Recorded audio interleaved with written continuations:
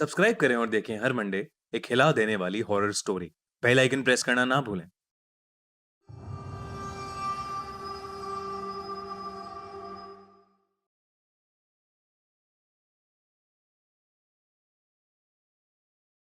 Monsoon की छुट्टियां चल रही थीं और एक बार मेरे पेरेंट्स किसी काम से बाहर गए हुए थे। मैं घर पर एकदम अकेली थी। मेरी कॉलोनी एक बड़े से पहाड़ के ऊपर थोड़ी सुनसान जगह में सिचुएटेड थी। वहां यूजुअली कोई आता जाता नहीं था।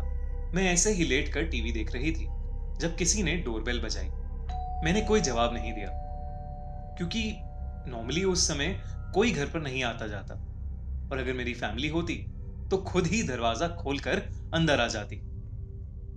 दूसरी बार भी घंटी बजी लेकिन मैंने ध्यान नहीं दिया। पर तीसरी बार जब वापस मुझे डोरबेल सुनाई दी तो मुझे थोड़ा शक हुआ। मेरे घर की एंट्रेंस पर एक बड़ा सा वुडन डोर है और चारों तरफ दीवारें हैं, तो बेसिकली बाहर देखने का कोई भी जरिया नहीं है अनलेस पियानो रूम से जाके ना देखा जाए तो।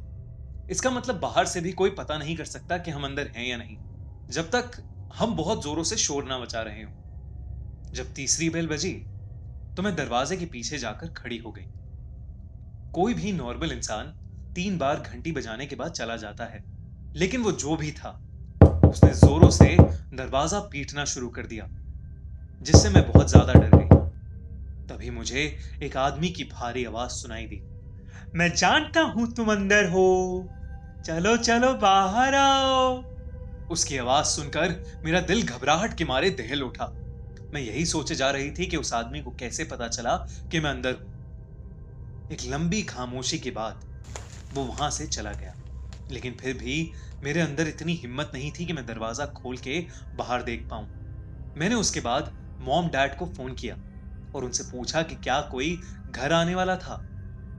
उन्होंने मना किया कि नहीं, कोई भी घर नहीं आने वाला था। मैंने कुछ देर उस आदमी के बारे में सोचा, लेकिन फिर मैं वापस टीवी देखने लगी। 2 घंटे बाद फिर से डोरबेल बजी।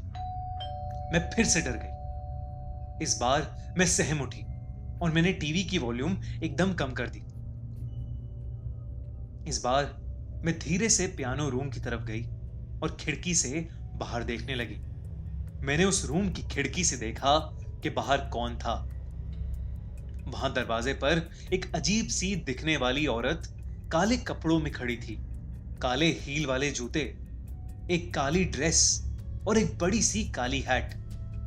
उसके बाल डार्क ब्राउन कलर के थे और उसका चेहरा उसकी हैट से लटके जाली से ढका हुआ था। बस मुझे उसके चमकते लाल होठ और उसकी बेहद डरावनी हंसी दिखाई दे रही थी। उसके साथ एक लंबा सा आदमी खड़ा था। उसने भी एक काले रंग का सूट पहना हुआ था। उसके चेहरे पर एक बहुत भयानक सीरियसनेस थी, लेकिन मुझे उस आदमी से इतना डर नहीं लग रहा था जितना उस औरत को देखकर। वो मेरे दरवाजे के सामने अपने चेहरे पर एक बेहद डरावनी हंसी लेकर खड़ी थी। कुछ देर तक जब मैंने दरवाजा नहीं खोला तो वो वहां से वापस जाने लगी। वो आदमी भी उसके पीछे पीछे चला गया। उस रात मैं सो ही नहीं पाई। इनफैक्ट मुझे काफी रातों तक ऐसा ही लगता रहा जैसे वो मेरी खिड़की के पास खड़ी है और मुझे घूर के देखे जा रही है।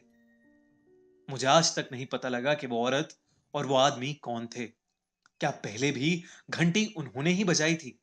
आपको क्या लगता है, कौन थे वो लोग? कमेंट्स में जरूर लिखिए। और अगर आपको एक कहानी अच्छी लगी तो हमारा चैनल खूनी मंडे जरूर सब्सक्राइब करिए और देखते रहिए हर हफ्ते एक हिला देने वाली हॉरर स्टोरी।